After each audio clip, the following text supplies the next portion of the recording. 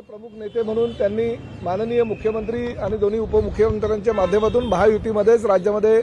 लढायचं असं धोरण आहे असं ठरवलं आणि त्यानुसार पहिली घोषणा धाराशिव जिल्ह्यामध्ये महायुती म्हणून शिवसेना, राष्ट्रवादी काँग्रेस आणि भारतीय जनता पक्षानं लढवण्याचा निर्णय आम्ही घेतलेला आहे आणि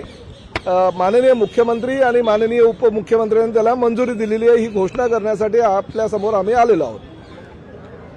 आता सांगितल्याप्रमाणे महायुती म्हणून धाराशिवमध्ये आम्ही सर्वजण एकत्र लढणार आहोत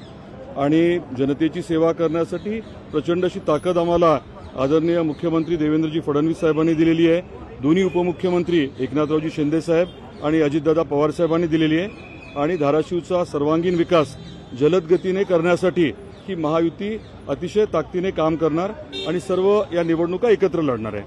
प्रामुख्यानं धाराशिव जिल्ह्यामध्ये स्थानिक पातळीवर राष्ट्रवादी काँग्रेस असू द्या, भारतीय जनता पक्ष किंवा शिवसेना जे काही निर्णय घ्यायचे ते निर्णय घेण्याचे स्थानिक पालकमंत्री म्हणून मी स्वतः, त्याचबरोबर त्या भागाचे नेते आणि भारतीय जनता पक्षाचे सिनियर आमदार म्हणून राणा पाटील प्रभारी म्हणून आणि त्याचबरोबर भरणे मामा ह्या प्रभारी हे जे आहेत त्या बसून स्थानिक पातळीवर ज्या ज्या ठिकाणी ज्या ज्या पक्षाची जशी जशी ताकद आहे त्यानुसार नगर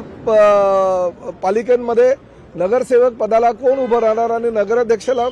पदाला कोण उभं राहणार ह्या बाबतीतला निर्णय घेतील ते सर्वाधिकार सगळ्या प्रभारींना दिले गेलेले आहेत।